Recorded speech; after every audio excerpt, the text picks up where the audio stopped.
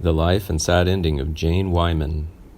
Jane Wyman, born Sarah Jane Mayfield on January 5th, 1917, in St. Joseph, Missouri, to Gladys Hope and Manning Jeffries Mayfield. Her father was a meal company laborer, and her mother was a doctor's stenographer and office assistant. Wyman was an only child biologically, but she had two foster siblings which she could refer to when saying she was the youngest of three. Wyman's birth parents were married in March of 1916 in Jackson County, Missouri, and Wyman was born in January 1917. In October of 1921, her biological parents divorced, and her father died unexpectedly the following year at age 27. After his death, her mother moved to Cleveland, Ohio, leaving her to be reared by foster parents Emma and Richard D. Fulks, the chief of detectives in St. Joseph. Her unsettled family life resulted in few pleasurable memories.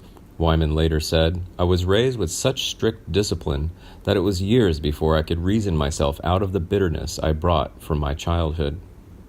In 1928, aged 11, she moved to Southern California with her foster mother. In 1930, the two moved back to Missouri, where Sarah Jane attended Lafayette High School in St. Joseph. That same year, she began a radio singing career, calling herself Jane Durrell and adding years to her birth date to work legally because she was underage. After dropping out of Lafayette in 1932 at age 15, she returned to Hollywood, taking on odd jobs as a manicurist and a switchboard operator. In 1935, after attending the University of Missouri, she began a career as a radio singer, which led to her first name change to Jane Durrell. In 1936, she signed a contract with Warner Brothers Pictures, and that led to another name change, the more familiar one of Jane Wyman. Under that name, she appeared in A and B pictures at Warner's, including two with her future husband, Ronald Reagan, Brother Rat, 1938, and its sequel, Brother Rat and a Baby, 1940. In the early 1940s, she moved into comedies and melodramas that gained attention for her role as Ray Milland's long-suffering girlfriend in The Lost Weekend, 1945. The following year, she was nominated for Best Actress by the Academy Award for her role as Ma Baxter in The Yearling, 1946. And she won the coveted prize in 1949 as a deaf-mute rape victim, Belinda McDonald, in Johnny Belinda, 1948. She followed that with a number of appearances in more prestigious films, such as Alfred Hitchcock's Stage Fright, 1950, Frank Capra's Here Comes the Groom, 1951, Michael Curtitz's The Story of Will Rogers, 1952, and the first movie version of The Glass Menagerie, 1950. She starred opposite Bing Crosby in the musical Just for You in 1952.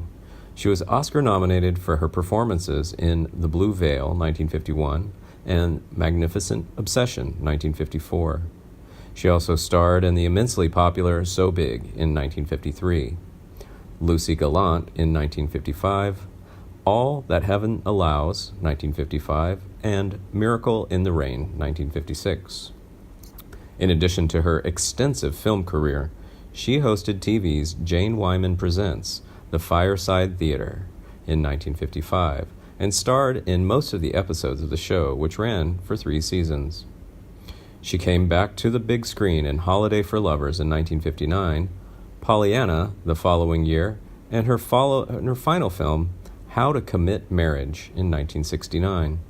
Although off the big screen, she became a presence on the small screen and starred in 2 made-for-TV movies, including The Incredible Journey of Dr. Meg Laurel in 1979.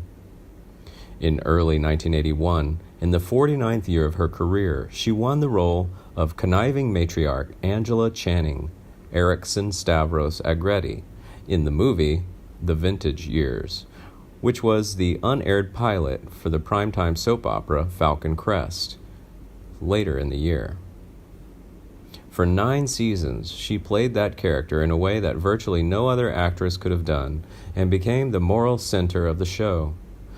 The show was a ratings winner from its debut in 1981 and made stars out of her fellow cast members Robert Foxworth, Lorenzo Lamas, Abby Dalton, and Susan Sullivan. At the end of the first season, the storyline had her being informed that her evil son, played by David Selby, had inherited 50% of a California newspaper company, and the conflicts inherent in that situation led to even bigger ratings for the next 5 years. Wyman was nominated 6 times for the Soap Opera Digest Award, and in 1984 she won the Golden Globe for Best Performance by an Actress in a TV Series Drama.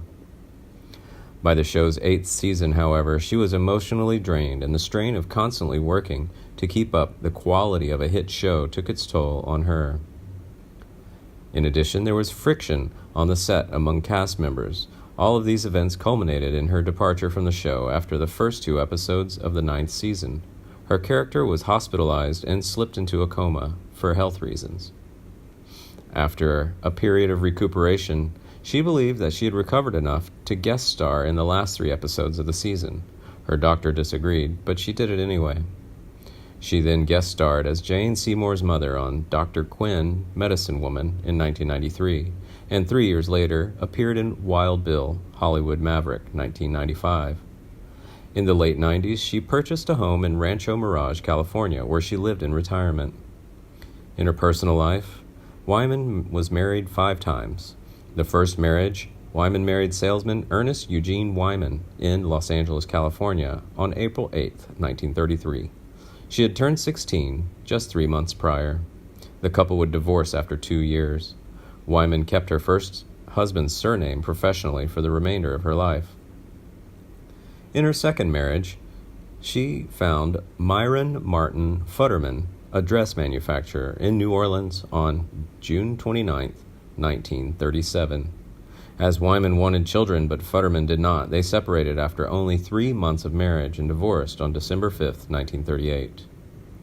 Her third marriage was to Ronald Reagan, which began on January 26, 1940. He was the 40th President of the United States. She and Reagan had 3 children. Wyman, who was a registered Republican, stated that their breakup was due to a difference in politics. She filed for divorce in 1948. The divorce was final in 1949, and Wyman became the first former wife of an American president. Following her divorce from Reagan, Wyman married German-American Hollywood music director and composer Frederick M. Fred Karger on November 1, 1952. They divorced on March 9, 1965.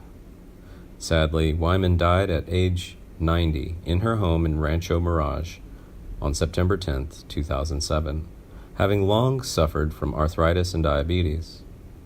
She was interred at Forest Lawn Mortuary and Memorial Park in Cathedral City, California.